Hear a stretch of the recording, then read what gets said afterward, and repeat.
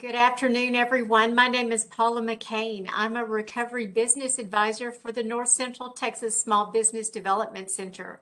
I don't know if anyone realized it. Today is Tuesday.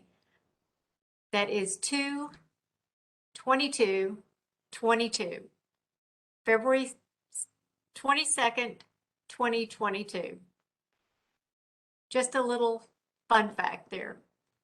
The SBDC is the leading provider of assistance for small businesses.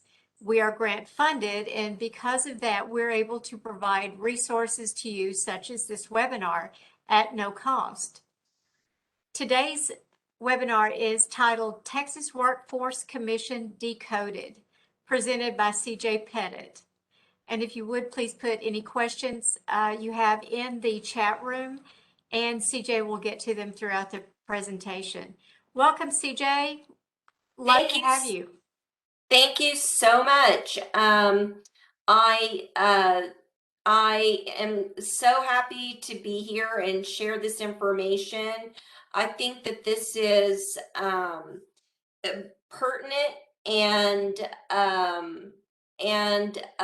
small business friendly. And so what I'd like to do now is just share my screen and get started.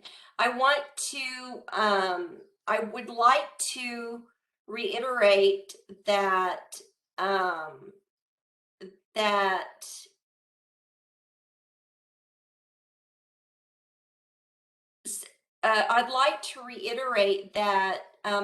there's the chat box feature, and so as we're going through the presentation, I don't know if anybody can't see the presentation, please send a chat, but you should be able to see the presentation at this point.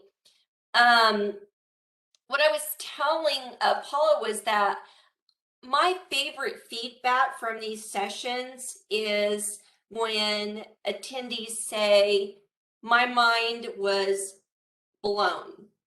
And so I want to walk you through how Texas Workforce Commission handles unemployment claims. How do I know all this stuff? I started my career at TWC, and so I learned a lot of secret sauce about how claims are processed and viewed. And I just want to say, for starters, that before we get into the middle of the presentation, that I am not just a presenter, I am a client. When I went to start my business 10 years ago, SBDC was extremely instrumental. And in fact, I got my favorite advisor. And at first I would tell people I had this amazing advisor, but I stopped giving her name out because then her schedule started filling up. So I was like, yeah, forget that. Y'all can just guess who my amazing advisor is, okay? But I just want to encourage you that if you your tax dollars pay for this service, so take advantage of it. If you notice that we've got the website up at the top of the slide, so feel free to check out SBDC, the services that are offered, and be a client. What we're going to talk about today is we're going to talk about how TWC views claims, because I'm going to tell you that they don't think normal. And I hope nobody is here from TWC, but they don't think normal. They don't think like small business. They think like themselves. And so what I'm trying to do with this session is to teach you how to think like TWC so that you don't lose frivolous unemployment claims. And we're going to talk about how it works. We're going to talk about how TWC evaluates unemployment claims. We're going to talk about pitfalls that you need to avoid. And then we're going to talk about something called chargebacks. Again, if you've got questions, feel free to use the chat box to if you have questions anytime that we're going through the presentation. So my name is CJ Pettit. I'm a senior certified HR professional. I went to the University of Oklahoma, OU, and then I went to and got a master's at St. Mary's. So I've spent over 20 years in HR. I've seen a lot of weird stuff, and I want to try and impart some wisdom based on that. This is a sideways slide. It's not your imagination. I'm kind of a creative person, so I always have to include one sideways slide in the middle of any of my presentations. And basically what this disclaimer says is I'm not an attorney, so I can't give you legal advice, but I can explain to you how things work and impart the knowledge that I've learned over the years. So are you ready to get into it? Let's do it.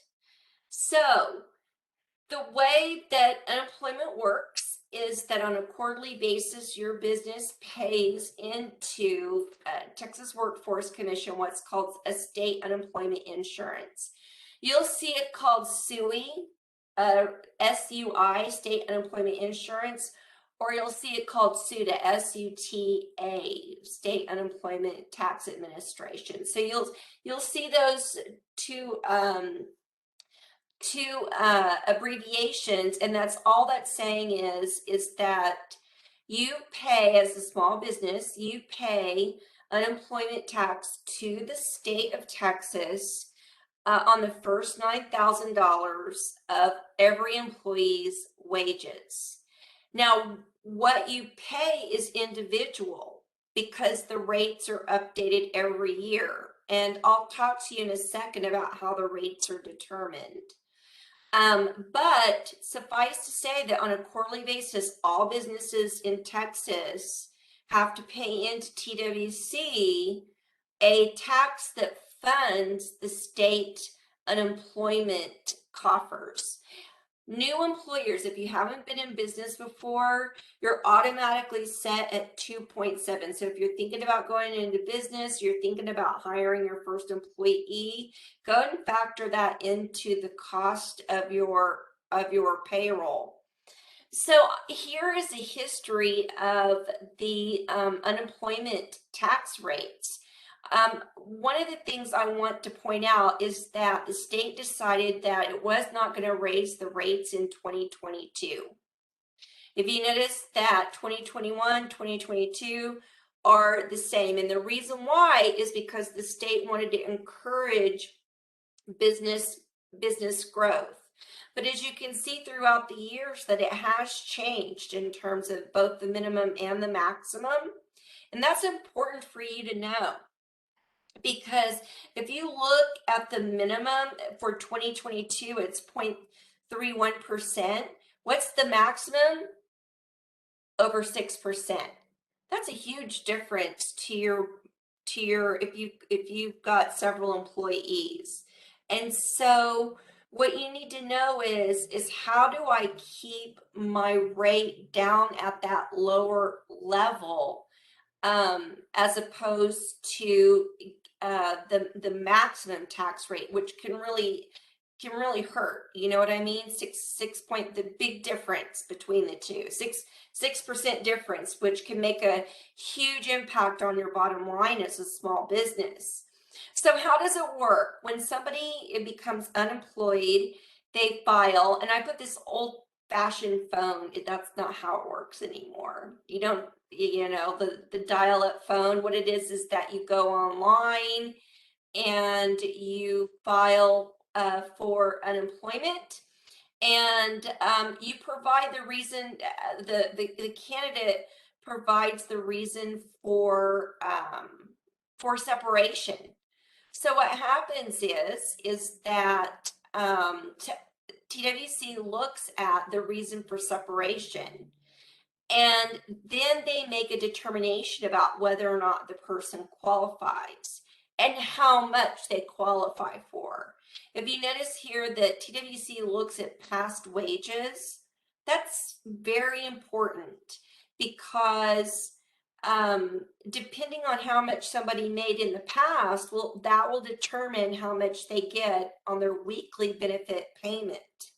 So how does TWC figure out all this? They use what's called a base period. Let me read this to you and see if it makes sense. The base period is the first 4 of the last 5 completed calendar quarters before the effective date of the initial claim. How many of y'all understood that? I work for TWC and I still don't understand that. So what I use is a graph. So what this is that, let's pretend like, so what month is it? I'm already forgetting. It's February. It's 2/2/2/2, right? So let's say that you have an employee who files for unemployment in this month, in February. TWC will look back at the wages that they earned all the way back to October of 2020. Do you see that? Does that is how they determine how much somebody makes.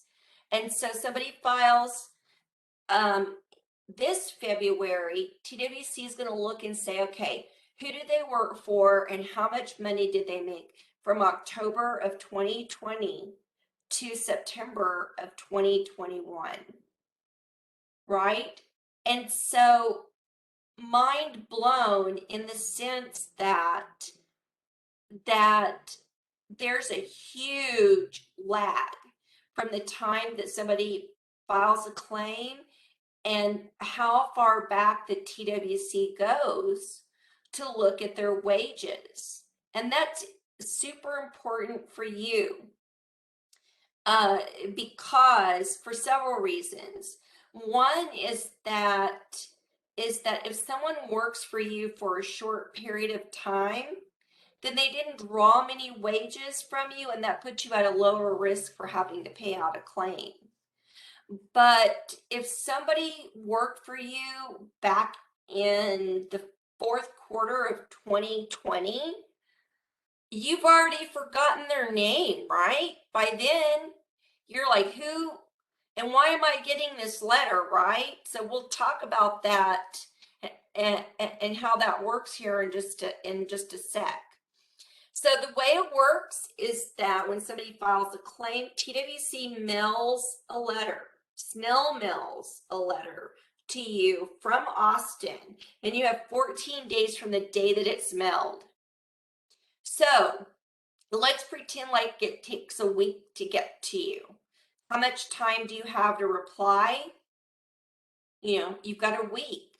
And so anytime you get any mail from Texas Workforce Commission, you need to open up the letter and read it and reply immediately. Don't wait, because that letter may have made a very long journey to get to you, in which case then you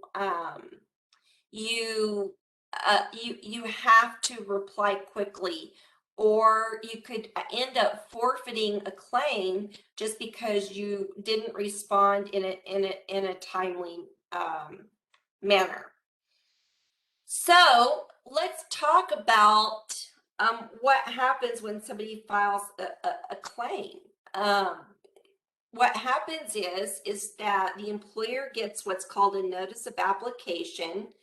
It contains the dates that they work, the separation reason according to the employee, if there were any additional pay given, like paid out vacation, and what kind of warnings were there, right?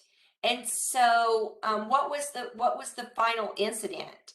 And so you're going to get this love letter from the state of Texas, from TWC, saying somebody has applied for unemployment.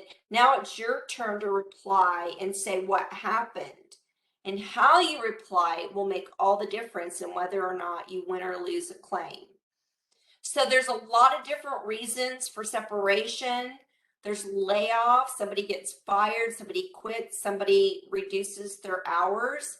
And later in the presentation, we're going to talk about how these reasons work in terms of whether or not you win or lose a claim. So here's how it works, is that once TWC has made a determination about whether or not somebody qualifies, they send you another love letter. And this love letter will let you know if the person won or lost and how much benefit that they're going to get. If they win and you want to appeal, then you have another 14 calendar days to reply and say that you would like to appeal. At that point, you would then go to an appeal hearing. It's almost like a little mini court proceeding. It's over the phone. TWC moderates it. They're like the judge. You have a chance to talk. The witnesses have a chance to talk. The claimant has a chance to talk. The main thing you need to remember on this is that if you have additional evidence to submit during the appeal, you need to send it to both.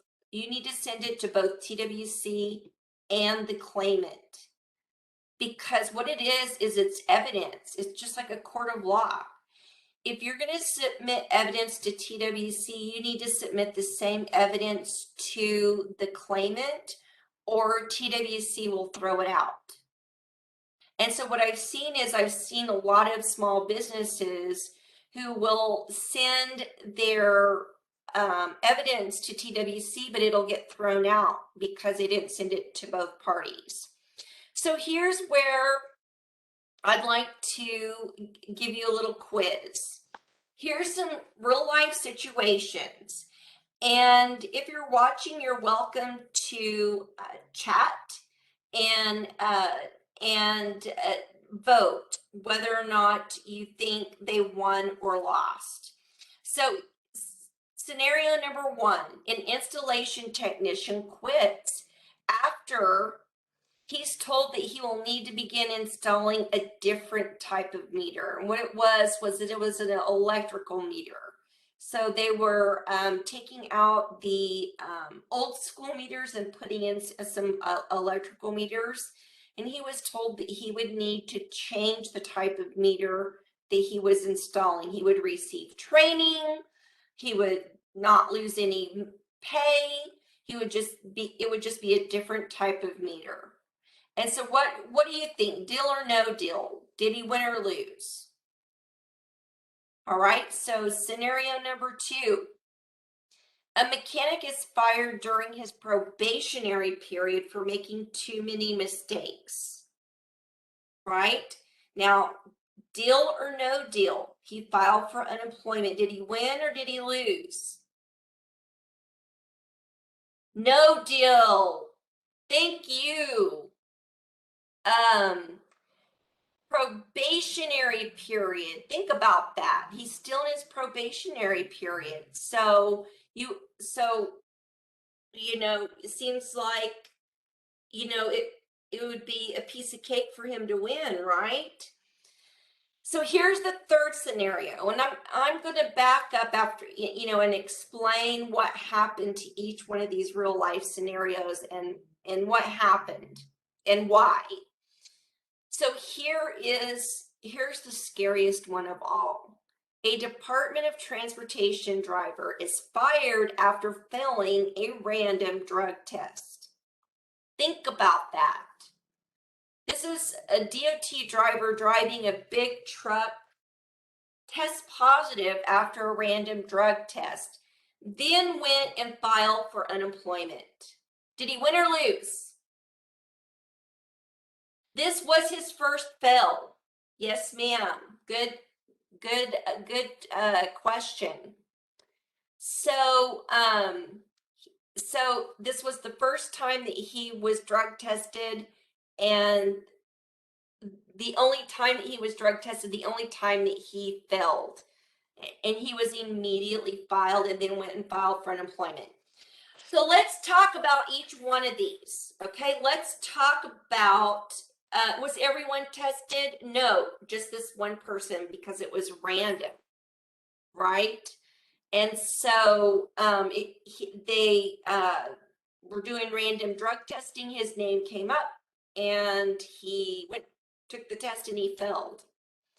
So let's talk about the first one. Let me back up here. The installation technician.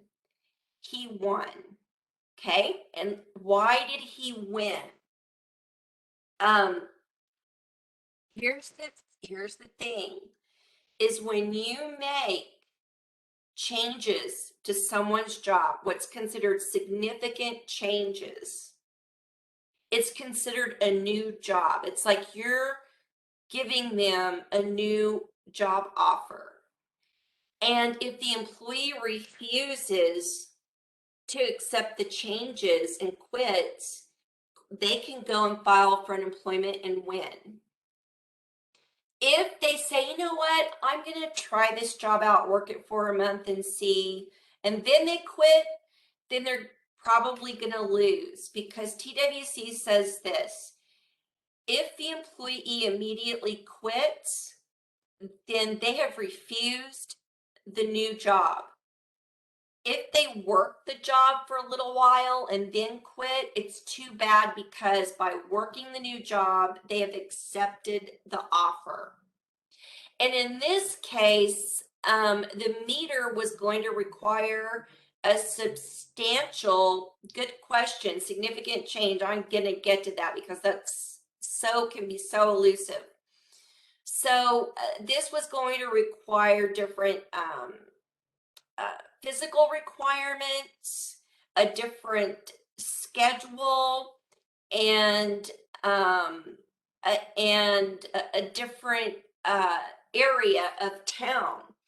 And so what does significant mean? So that can be defined in a lot of different ways. Let's pretend like I hire an accountant and I tell them, look, we're changing software, we're changing accounting systems. We're no longer going to use Peachtree, I think it was from back in the 80s, to QuickBooks. That's not a significant job change, because hopefully in your job description you said that they need to be able to use accounting software, right? But let's say that I tell someone in the hospitality industry, look, I know that you're a cook, but I'm going to change you to housekeeping, to cleaning rooms, because we need to make some cutbacks. That would be a significant job change. And we'll talk about this in later on in the presentation. We'll circle back, because TWC uses the 80-20 rule to determine if a change is significant. And so hold that thought, because I'll circle back and I'll explain exactly what the 80-20 means and how they look at it. So remember that technician who was fired during his probationary period? He won the first go round because TWC said, look, he just didn't have the ability to do the job. There was no misconduct. He tried, he got to work on time. He wasn't insubordinate. And so he won. What we were able to do is we were able to show that he had some safety issues, like surfing off the back of a forklift, right? And so we had to go all the way to the appeal process to win this claim. But I want to tell you that sometimes as a small business owner, you hire someone and they just don't get it, right? They don't get it, and you're trying to work with them, but deep inside your heart of hearts, you know they are never gonna get this job. It's the wrong job for them. If you let them go because they just didn't have the ability to catch on to the job, then they will likely win the claim because they weren't insubordinate, weren't doing anything wrong, they had a good attitude, and they were trying. And the probationary period is a myth. I tell all of my clients, just get the probationary period out of your handbook. It means nothing. We're an at-will state, are we not? Are we not at-will employers? So what's the difference between someone who's worked for you for 30 days versus 30 years? They're both still at-will employees. The probationary period is a myth that's left over from union days, where if somebody was in their probationary period with a union, it was easier to get rid of them. But the probationary period means absolutely nothing to TWC. Someone can work for you for 1 day and go file for unemployment. It doesn't matter. But what matters is, remember we talked about this base period. I'm going to circle back to this base period. The longer that you keep them employed, the more you're going to pay on their unemployment claim.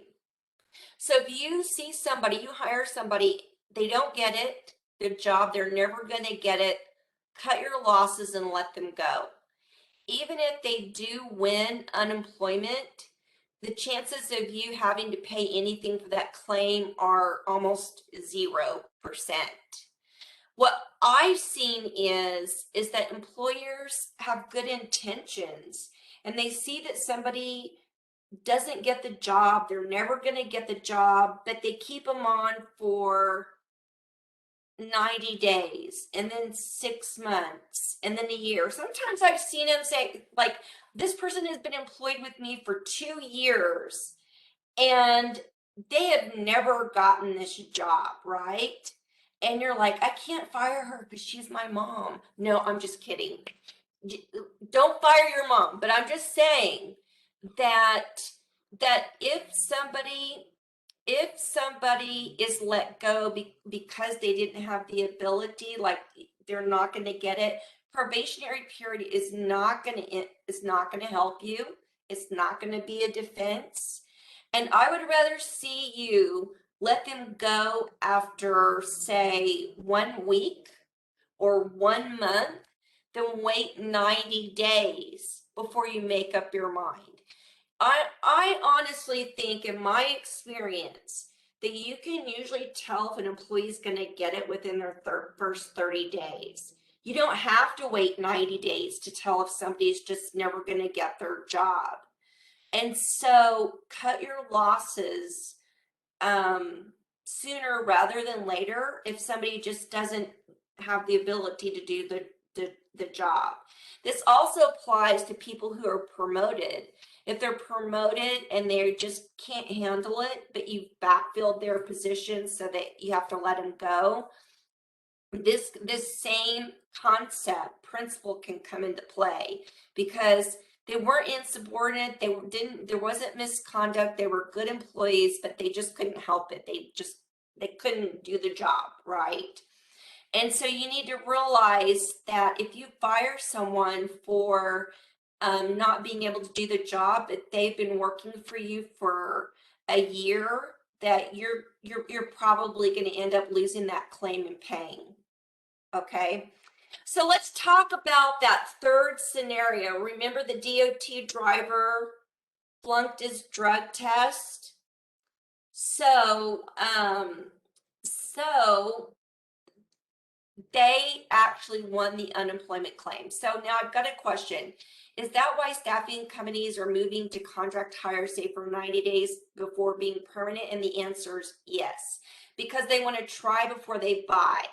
And what happens is that if you hire a staffing company for the first 90 days, if you let that person go, the staffing company pays the unemployment rate.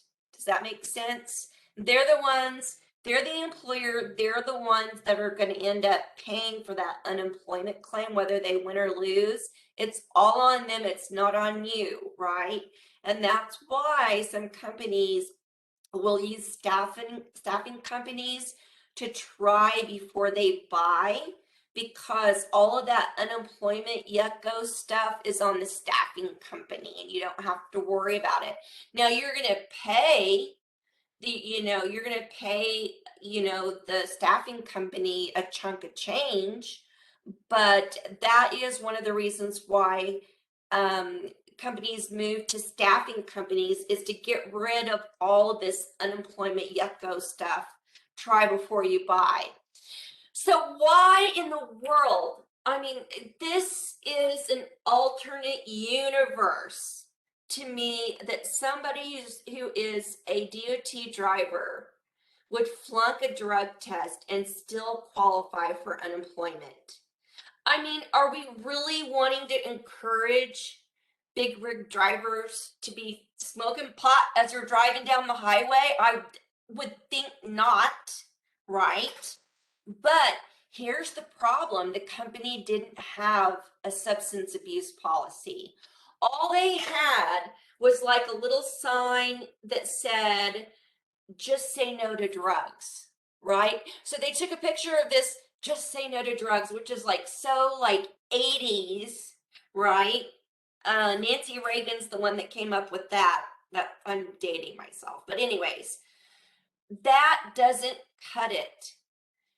What I recommend is that you have a substance abuse policy, whether it's a policy's in here twice, policy. That's how much I want you to have this policy. I said it twice. And you can have it in your handbook, right? But let's say you don't have a handbook. Well, it doesn't matter. Get a substance abuse policy, get a signed consent. And let me tell you, when do you get them to sign for this policy? Day one. And why is that? Why do you get them to sign off on day one? It's because that's the nicest they're ever going to be to you again. They'll sign anything on day one. 30 days later, they're going to be like, let me talk to my attorney before I sign this, right? So I tell my employers, look, have an orientation on day one and get everything signed that you need signed on day one. Explain it, explain the policies. Don't just throw them a bunch of paperwork and say, here, sign this. Explain what you're giving them. But this is the thing, is that if you go to fire someone, TWC is going to want to know what policy you fired them under. And if you don't have a policy, you could lose that claim, right? If you've got a policy but you don't have their signature, meaning that they received it, you can send them a copy of your handbook acknowledgement. If you've got all your policies inside your handbook, send them a copy of the signed handbook acknowledgement and a copy of the policy that's in the handbook, and you're good, right? But if you're going to fire someone for misconduct or insubordination or whatever, you're going to want to have a policy to back you up. TWC also wants to know that you that what was the final straw. For example, let's say that you fire someone for attendance. They're going to want to know what was the final straw that made you fire them, right? So hopefully you'll have an attendance policy and you'll say they were late this many times, they were absent this many times, and under our policy, we were able to let them go. So I want to stop for a second and say that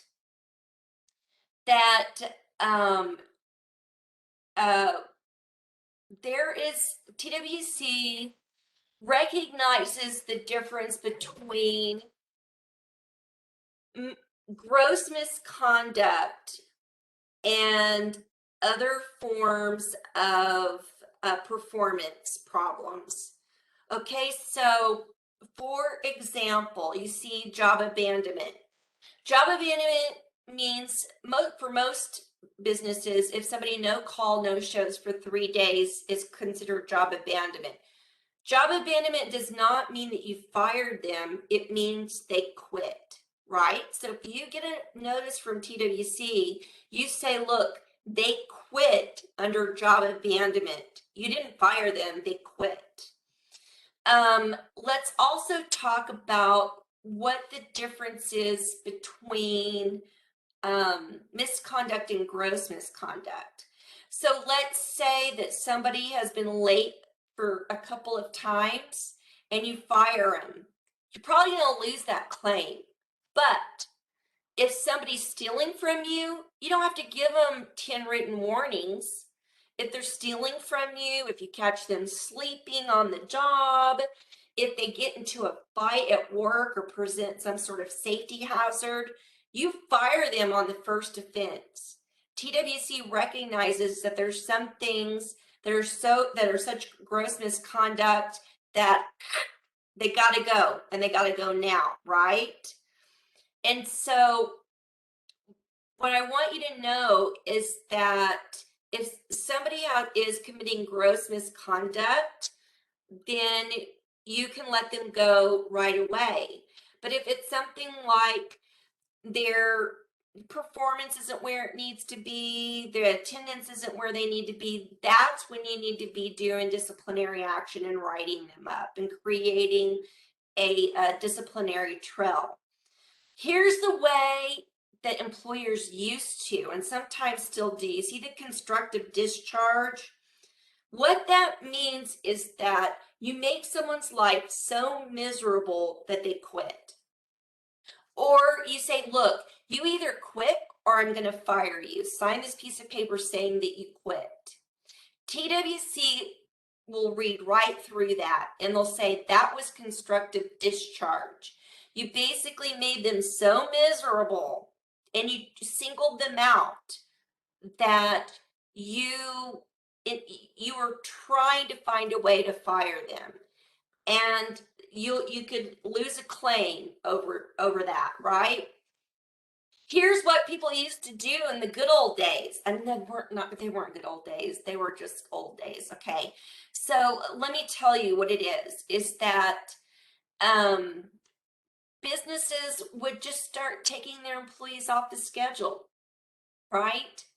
You know, they would just cut their hours. You know, they would stop putting them on the schedule, right? Or maybe they would give them a pay cut. That does not work with TWC. They go back to the 80-20 rule. If you reduce someone's hours and or wages by more than 20%, then you can lose an unemployment claim. Does that make sense? Right? And so you can't decide that you hate an employee and then just give them a hard time until they quit. Not unless you want to pay a lot of money for an unemployment claim. You can't just all of a sudden start taking them off the schedule. You can't go and say, well, look, I'm going to demote you and give you a big old pay cut. Because if the combination is more than 20%, you can lose your unemployment claim just like that, right? That goes back to significant job changes. Look at your job description. Hopefully you've got a job description, or you at least have an idea of what someone does. And I want you to think through, when you go to change someone's job, how different is it going to be? Is it a different schedule, a different location? Here's one for you. Let's pretend like I'm moving my office, right? And my office, I'm going to relocate my office. And the is going to be 15 miles away, right? And someone says, look, that's too much for me. That I quit, right? You're moving your office 15 miles. You could lose that claim because TWC will not only look and say, okay, how far away is it geographically, but how much longer would it take that employee to get to work? If you just added 30 minutes to their commute, that's going to be a significant job change, and you could lose your unemployment claim. So I want you to think that through when you make changes to someone's job, if you move your office, if you start messing with someone's hours or their wages. Step back, take a look at it and go, okay, do I have a business justification for this? And is this something that I could tweak a little bit? Maybe you need to make a job change, but not make it a significant job change, not just totally change what someone's doing, but maybe just tweak it, or maybe tweak their hours or their wages where it doesn't reach that 20%. And then you can protect yourself. Does that make sense? How many of y'all have seen employers just start cutting someone's hours? They just stop putting them on the schedule, right? Or they cut their hours in half and they think, I'm just going to force them to quit. That does not work. Okay? With TWC, they'll see right through that. So when you have an employee who's not performing, what TWC wants to see is that you've told them your job is in jeopardy, right? It should never come as a surprise, right? So if somebody's having attendance issues, you need to be writing them up and letting them know, look, your job is in jeopardy. We need you to change. We need you to get to work on time, or this could cost you your job. And I always like to say, how can we help you succeed? Because what if somebody's late because they have to drop their kid off to school? And maybe you could have them start at 8:30 instead of 8, and it makes no difference to your business. And yet you can retain a good employee. Does that make sense? There may be things going on behind the scenes with this employee that you're not aware of. So another example, let's say you've got somebody and they're not processing invoices fast enough, right? Well, what if their computer's slow? What if their internet continually drops? You may not realize maybe their computer is garbage and that's the reason why they can't keep up. So you need to sit down and have a good faith conversation. How can we help you succeed? Are there any tools? Is there training? Is there information that you need to be successful?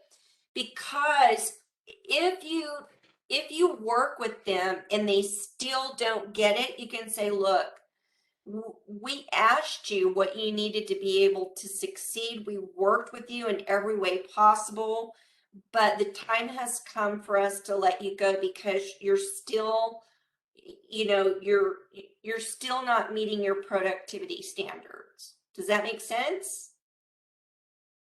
Okay. So let's talk about disciplinary steps. A lot of businesses think that they have to do like 2 verbals, 2 written, suspension with pay, suspension without pay. No, basically you have to let, and I hate to say it this way, the punishment fit the crime, right? So here's an example for you. Let's say that I have a dry cleaning store and I've got the manager who showed up 30 minutes late and they had the keys to the store, customers were waiting and they were disgruntled. That 30 minutes for the manager is a big deal. they need to get written up. And if it happens again, you can even say on there, it happens again, you will be terminated, right?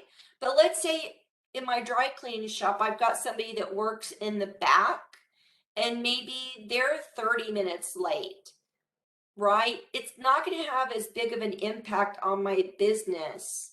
And so I'm not going to tell them, look, if it happens again, you're fired. I'm probably going to give them a couple of extra chances than I would my store manager, just because it's going to impact my bottom line if the store manager isn't there. Does that make sense? And so I don't want to see you like kill yourself to try and go through all these disciplinary steps for issues that are severe or that severely impact your business. You do have the right to sit down and talk to somebody and say, look, this is serious. It doesn't work. Your job is in jeopardy. And if it happens again, I'm going to have to let you go, right? Just for business reasons, right? Because it's costing you money. But if you've got a clerk and they show up a little bit late, you're probably going to give them a couple of extra chances than you would the store manager. Does that make sense? And so you really have to take a look and say, okay, what does my attendance policy say, and what is this impact is this having on my business? If it's costing you money, or if it's going to cost you a contract, then TWC will probably back up your termination. So I love Paula made this comment. The company must show it's done everything possible to help the employees succeed. Amen. Exactly. TWC wants to see that you've tried to help your employee and that you're not setting them up for failure and then just firing them offhand. Does that make sense? You also, this is what I've seen, and I'm gonna share an attendance story with you. Once upon a time, there was a company, and they had an employee who consistently showed up late for like 8 months. But they put up with it because he was a nice guy. He was really fun to work with. He had a good sense of humor, funny, nice guy, worked hard when he showed up. But after 8 months, they got really angry and they just fired him just like that. They didn't give him any warnings. They just said, look, you've been doing this for 8 months. We're sick of it. We don't even care how funny you are at this point, right? We don't care about your personality at this point. You've got to go. They lost the unemployment claim because TWC said you put up with it for 8 months and then you just lowered the boom all of a sudden.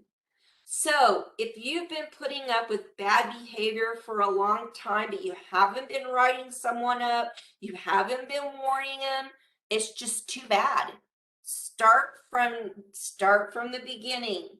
Give them a written warning. Give them the opportunity to fix what's wrong. And, follow your policy and then let them go.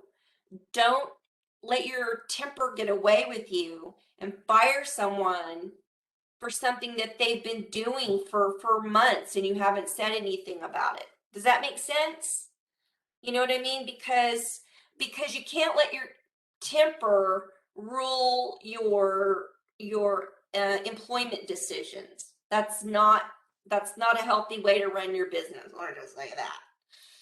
So let's talk about chargebacks. So what happens is remember we talked about the base period, and I'm going to scroll back. Don't get sick. Okay, you're going to be like, oh, it's too fast. Remember we talked about this base period. Let's say that someone worked for you in the fourth quarter of 2020. And then all of a sudden here in February, you're getting a love letter from TWC called a chargeback.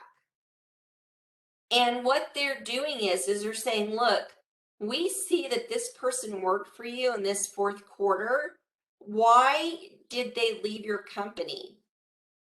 Let me give you an example. There was a nonprofit, had 2 employees. I should just say 2 because that looks like 4. 2 employees. The one employee quit and went to work for another nonprofit. Months later, a year later, TWC sent them a love letter and said, look, it's called a chargeback notice. This person worked for you and we need to know why they left. And the nonprofit just ignored it. They said she quit, so it doesn't matter. They were on the hook for, I think they said like $4,000 worth of unemployment because they just didn't reply. They ignored it. They didn't say she quit. And so when you get this love letter from TWC for someone that's worked from you a year ago, it's important. Pay attention to it. Let them know why they left your employment, right? If they quit, did you fire them? Did you do disciplinary action? Did you do all the right steps to let them go? Because if you just ignore it, then TWC will say, look, you're responsible for this amount, and it's usually several $1,000s of unemployment. And so I like to say that just because somebody leaves your employment doesn't mean that you're never going to hear from TWC again. So if you, I just want to say this, if you lay somebody off, they're automatically going to qualify for unemployment. Okay? So when you get a chargeback notice from an employee that hasn't worked for you for a year, you need to go, hopefully you've taken good notes, go back to their personnel file and say, why did they leave us? Did they quit? Did we fire them for cause? What happened? And immediately respond back to TWC. Or you know, it could cost you a little cha-ching. Now, let me say, don't get too nervous about all that, because if they send you a love letter saying, you know, you're responsible for $4,000 of unemployment, you don't pay $4,000, you pay $4,000 tax on $4,000. But what happens is I'm going to scroll back again. I'm so sorry. You're going to be sick, be scrolling back and forth. But if you lose, as a small business especially, if you lose a lot of unemployment claims, your rate can jump in 1 year by 6%. Think about the impact that has. You pay an extra 6% on every single employee. And that will probably last for at least a year, maybe even 2 years. It's called the experience rate. And if TWC finds that you're losing unemployment claims, especially multiple unemployment claims, then your rate will skyrocket the next year. That's why it's important for you to manage your unemployment claims, is because not only do you pay taxes on the unemployment claim that you lost, but your rate could go up significantly the next year. And think about how much that's going to cost your business, that extra 6%, because you didn't fire someone the right way, right? Or you didn't have the right policies in place when you let someone go. So that's why I'm always, you know, preaching to small businesses, pay attention to what you're doing. Pay attention to how you're letting your employees go, because you may get away with it you know, when it first happens, but a year later it could come back and bite you. So don't take it for granted.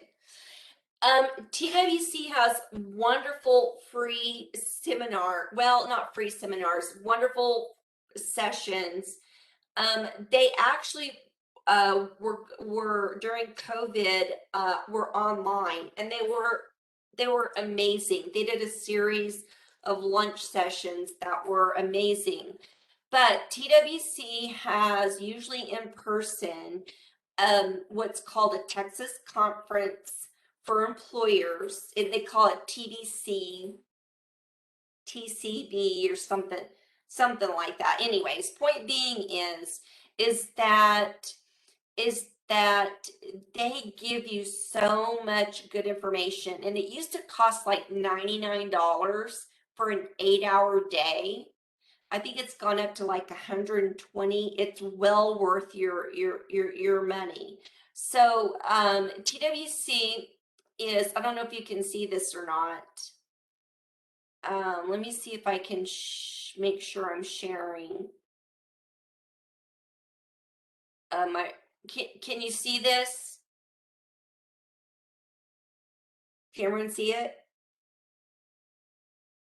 So this is the Texas Business Conference. And so here's the confirmed locations. But they usually hold one in either San Antonio, Houston, Austin. For those in Houston, you know, Beaumont may not be that far away. And to me, it's worth its weight in gold, because here's a sample. Here's a sample. Usually it's one day. But I encourage you, if you're a business owner and you have not attended at least one session of this conference, you are missing out. So take a look at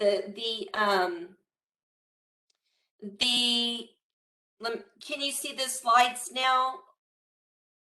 Let me see. Let me make sure I'm sharing.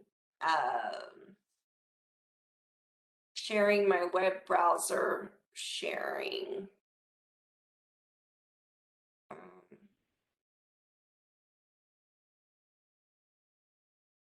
Nope, not that. So sharing. Here we go. So we're going to share this and then go full screen.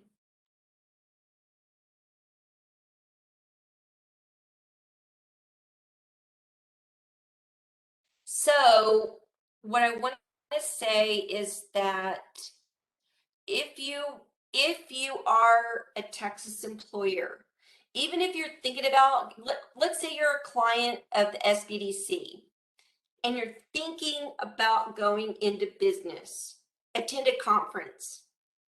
If you've been in business for 10 years, attend a conference, at least one. It is worth its weight in gold.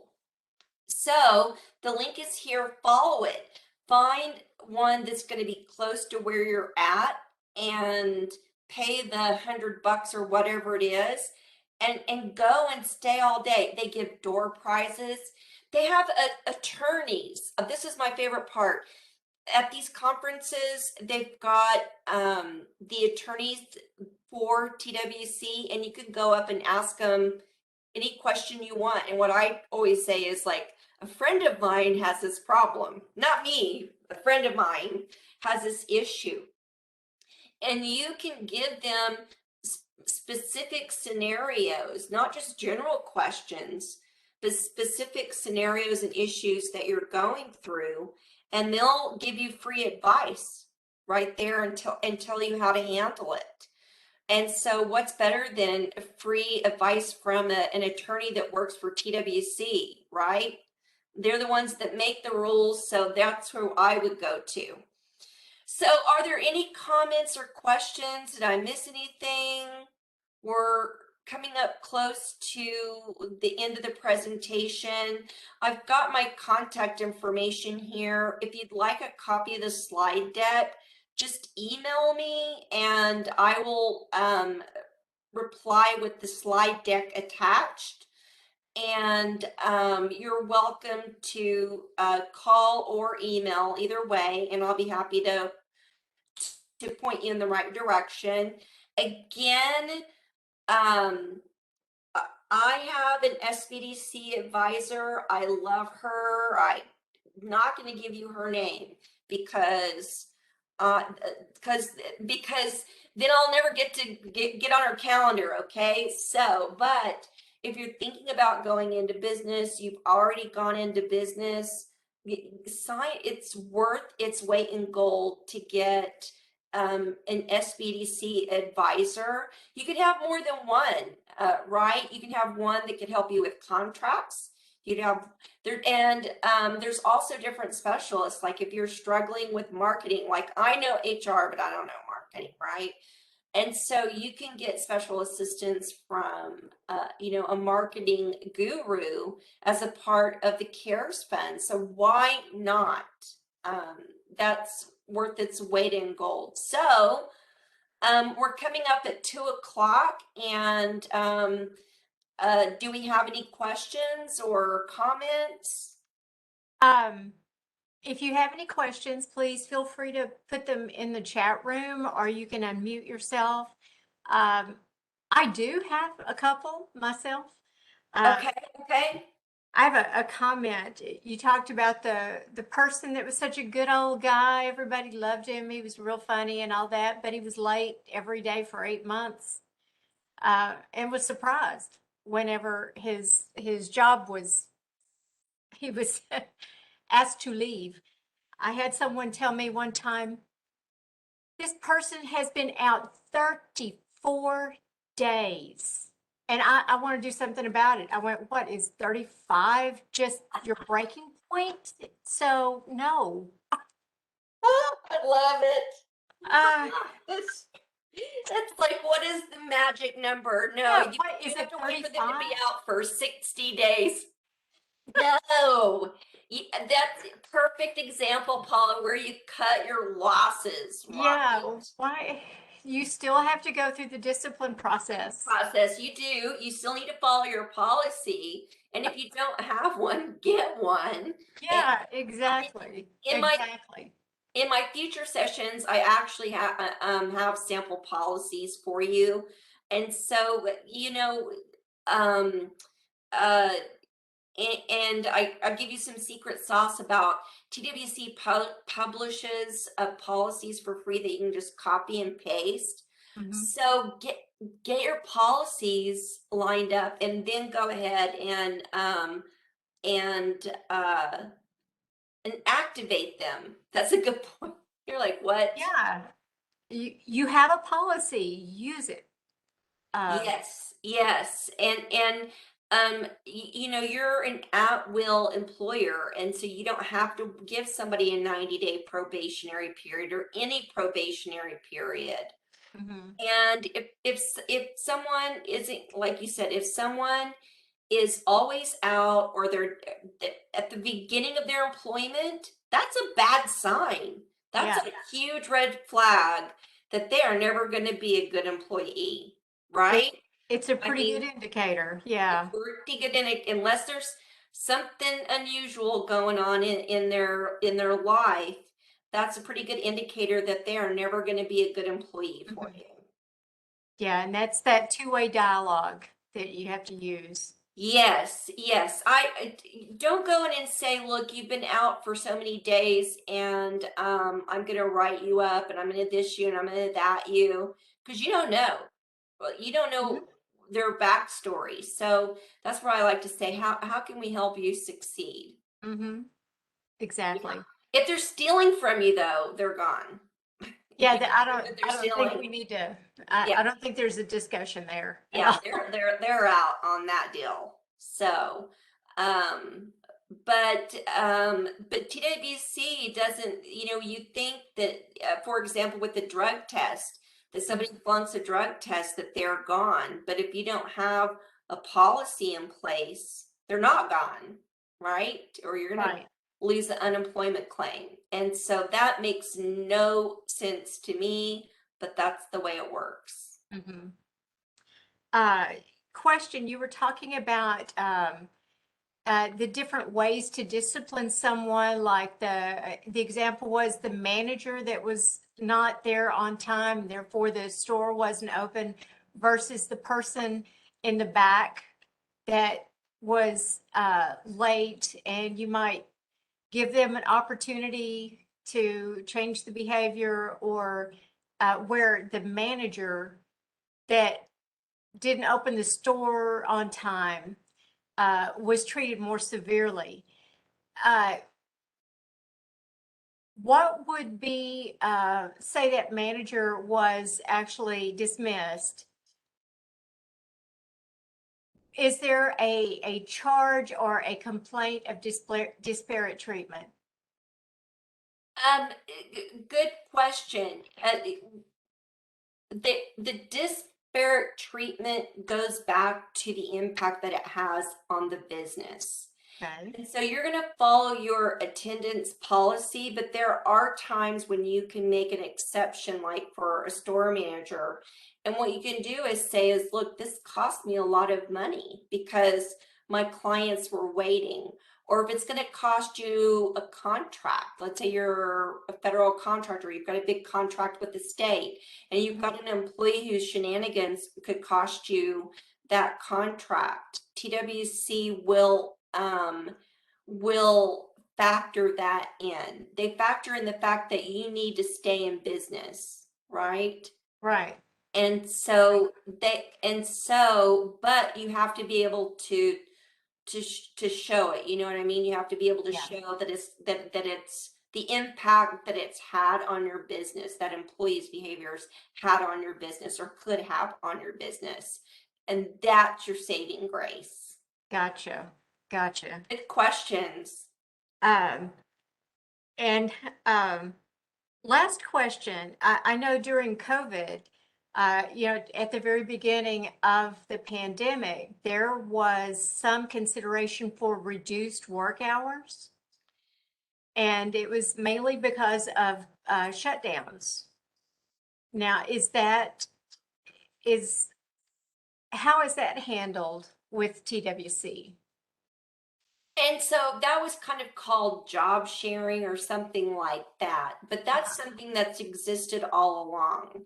Somebody can actually be on unemployment and work part-time, and they actually can, up to a certain point, draw wages and unemployment at the same time and actually make more money. And so there's a formula for that on TWC, but basically what it is that if somebody is drawing unemployment but they're working part-time, they report those wages. When they go to call in their claim, they report those wages. Mhm. And as long as those wages don't go over a certain amount, then they can have both their wages and the unemployment. And that was important for people who were getting the stimulus, Mhm. because if they could still get unemployment payments, then they could still get that $300 a week stimulus check as well. Gotcha. But that's always been the case, is where you can have a part-time employee who's drawing unemployment and working at the same time. It's just they have to report those wages to TWC when they call in, and TWC will actually subtract those wages from their unemployment check. Does that make Gotcha. sense? But like I said, Yeah. I think it's like 120%. Your wages can be 120% of your weekly benefit amount before it goes away, right? Mhm. And Okay. so, yeah, good question. That's always been the case. Yeah, that's kind of hard to wrap your head around, I guess. It is. And the thing is that it's so hard to keep track of that I didn't have a lot of people who took advantage of that. A lot of people said, look, I'm going to lay off some people and keep other people and not try and half it, Mhm. because it can be so confusing. Oh, no doubt, no doubt. Yeah. Well, I believe that's all the questions we have. Did you have any closing remarks? I just want to encourage people that if they've got questions or if they want a copy of the slide deck to email me. I'll be happy to reply. On the next session, we're going to talk about how do you hire and retain in COVID, because it's a whole new ball game. So I highly encourage you, throwing out like a little PSA there, encourage you to attend that, because how you recruit now is completely different than how you recruited 2 years ago. But with the with this unemployment, is that the main thing is just have policies, follow your policies, be consistent. Don't let someone get away with something for a long time and then lose your temper and fire them on the spot. It's not going to go well for you. So just take it step by step and you'll be okay. Oh, this was so informative. Thank you so much for doing this. It is so difficult to navigate through those waters of the TWC. It just can be overwhelming from time to time. We're looking forward to Thursday when you come back with recruit and retain. Just want to make sure everybody knows that we're still doing webinars, and you can access our webinars using the QR code at the upper right-hand corner of this slide, or you can go to our SBDC website, sbdc.nctc.edu. On Thursday, we have part 2 of how to write a top-notch website. Then CJ will be back for the recruit and retain. And yes, Monday, we have Angela Randolph back with Audit Proof Your Business. And then Ashley Cook wraps up with part 3 of how to write a top-notch website. Then we get Rebecca Schultz back. Wonderful Rebecca, talking about business plan basics. Great topic. And more QBO next week with the accounting life cycle. And please be sure and register for any of these webinars and join us on these days. It'd be great. On our website, you can register for those webinars, get contact information. You can schedule an appointment with an advisor or use some of the research tools and resources we have for small businesses on our website. As I mentioned before, SBDC is grant funded, and we'd like to thank everyone from the Small Business Administration, the state of Texas, the North Texas SBDC Regional Office in Dallas, and North Central Texas College, our host, for the support that we get so that we can give. Bear in mind, you will be receiving a survey, and please respond to let us know how we're doing or what topics you would like to see in the future. We're always looking for ways to improve our program. Thank you all for joining us today, and we look forward to seeing you on Thursday. This will end the webinar. Have a great day.